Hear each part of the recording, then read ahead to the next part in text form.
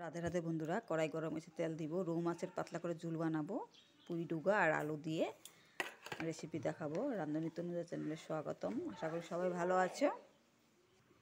কড়াই গরম হয়েছে, মাছটা ভেজে নিব।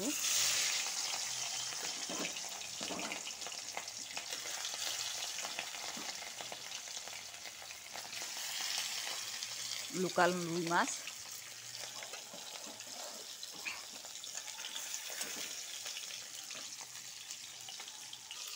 উল্টাই দিব।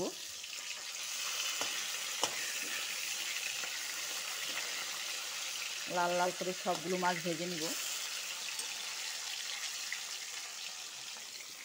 মাছটা লাল লাল করে ভাজা হয়েছে, নামাই নিব।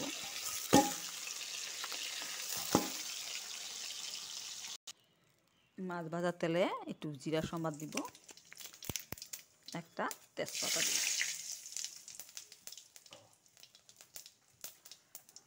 এখন পুঁইয়ের ডুগা আলুটা ঢেলে দিব।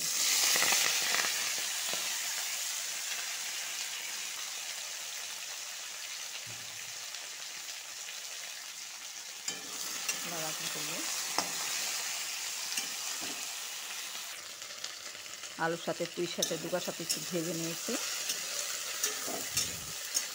এখন একটা টমেটো আলুর মতন কেটে নিয়েছি, সাইজে কেটে ঢেলে দিব।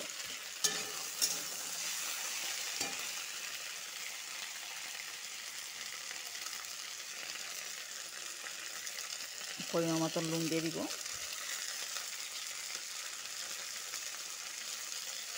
এক চামচের মতন হলুদ দিয়ে দিব। ভেজে নিব। ভাজা ভাজা হয়ে গেছে। এখন জিরা, ধনিয়া, কাঁচা লঙ্কার পেস্টটা ঢেলে দিব। বেশি দিব না, 2 মিনিট মতন দিব। ওভার মশলা দিলে মাছের টেস্টটা চলে যায়।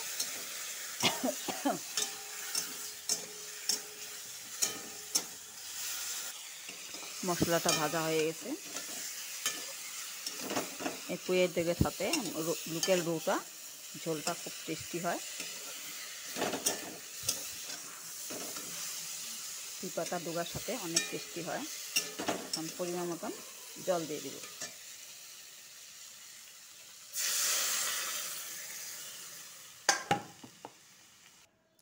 আলু আর পুঁই ডুগাটা সিদ্ধ হওয়ার জন্য 3 মিনিট মতন ঢেকে রাখবো।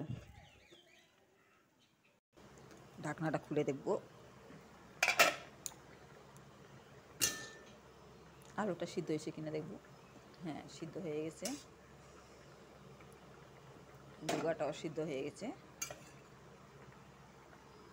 আমরা একটা একটা করে মাছগুলো ঢেলে দিব।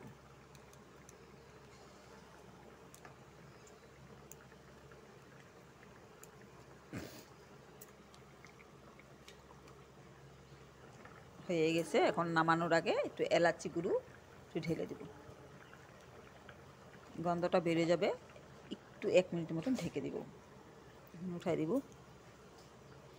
বা দারুণ সেন্ট বেরিয়েছে। এখন এলাচির একটা সেন্ট, খেতে কিন্তু অসাধারণ হয়। এভাবে বানিয়ে খাবে ডুগা দিয়ে।